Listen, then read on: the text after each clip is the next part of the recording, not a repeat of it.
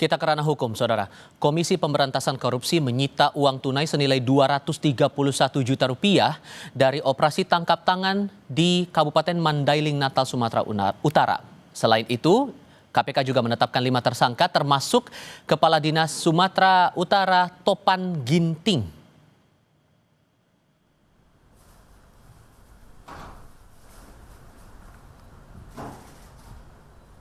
Itu dia, dalam OTT yang berlangsung di Mandailing, Natal, Sumatera Utara, Komisi Pemberantasan Korupsi menyita barang bukti uang tunai 231 juta rupiah yang diduga sebagai bagian komitmen fee untuk mengatur sejumlah proyek jalan di Sumatera Utara dengan nilai proyek 231,8 miliar rupiah.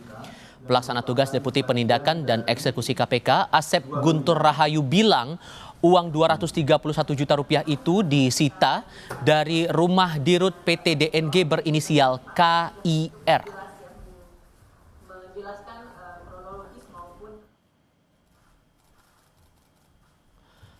Komisi Pemberantasan Korupsi atau KPK menetapkan 5 tersangka dari hasil operasi tangkap tangan di Mandailing, Natal, Sumatera Utara. Salah satu tersangka adalah Kepala Dinas PUPR Provinsi Sumatera Utara. Kelima tersangka dihadirkan dalam keterangan pers di Gedung KPK Jakarta. Penetapan kelima tersangka ini terkait 2 perkara berbeda. 5 orang yang ditetapkan tersangka terdiri dari 3 penerima suap dan 2 pemberi suap. Menetapkan 5 orang sebagai tersangka, yaitu 1 TOP selaku Kepala Dinas PUPR Provinsi Sumut, nomor 2 Saudara RES selaku Kepala UPTD Gunung Tua Dinas PUPR Provinsi Sumut merangkap pejabat pembuat komitmen atau PPK. Ini untuk perkara di Dinas PUPR. Kemudian Saudara HEL selaku PPK Kasatker PJN Wilayah 1 Provinsi Sumatera Utara. Ini untuk perkara yang di PJN. Saudara KIR selaku Direktur Utama PT DNG dan Saudara RAY selaku Direktur PTRN. Ini adalah pihak swasta yang memberikan suap kepada 3 orang tadi.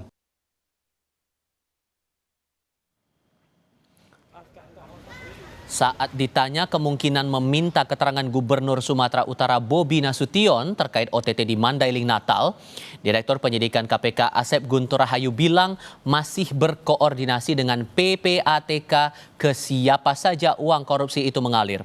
Gubernur sebagai atasan bisa saja dimintai keterangan terkait OTT itu.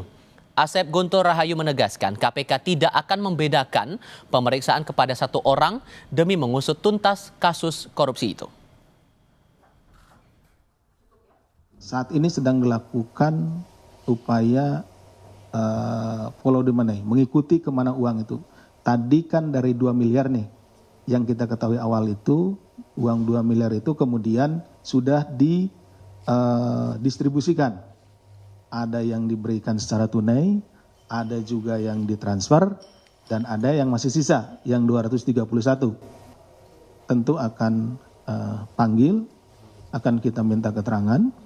Nah, apa dan bagaimana sehingga uang itu bisa sampai kepada yang bersangkutan.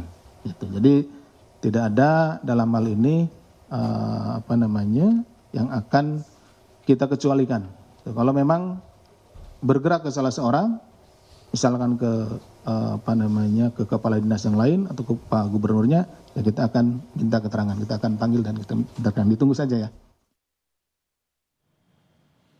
Politisi Partai Gerindra Hendar Samarantoko menyebut tidak masalah KPK memanggil Bobi Nasution sebagai saksi dalam dugaan korupsi proyek jalan di Sumatera Utara. Menurutnya, pemanggilan Bobi bisa melengkapi berkas perkara yang akan membuat perkara menjadi semakin lengkap dan jelas.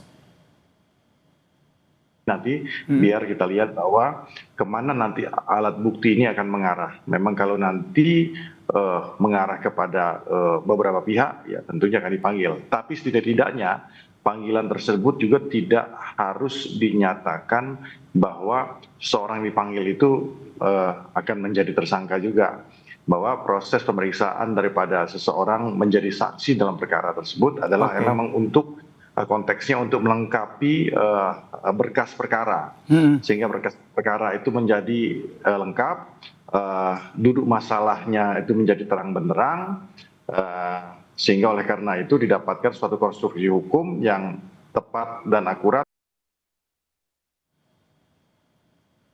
Salah satu pejabat yang ditetapkan sebagai tersangka dalam dugaan korupsi proyek infrastruktur jalan di Sumatera Utara adalah Kepala Dinas PUPR Sumut, Topan Obajaputra Ginting. Sebelum menjabat Kepala Dinas PUPR Sumut, Topan pernah menduduki berbagai jabatan di Kota Medan saat dipimpin Wali Kota Bobi Nasution.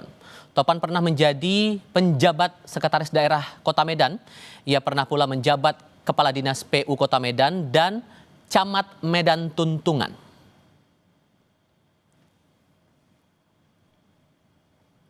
Topan Ginting merupakan alumni STPDN, Sekolah Tinggi Pemerintahan Dalam Negeri, saat ini bernama IPDN. Ia lulus tahun 2007 yang kemudian ditempatkan sebagai ASN di Kota Medan. Dalam LHKPN 2024, Topan memiliki kekayaan lebih dari 4,9 miliar rupiah.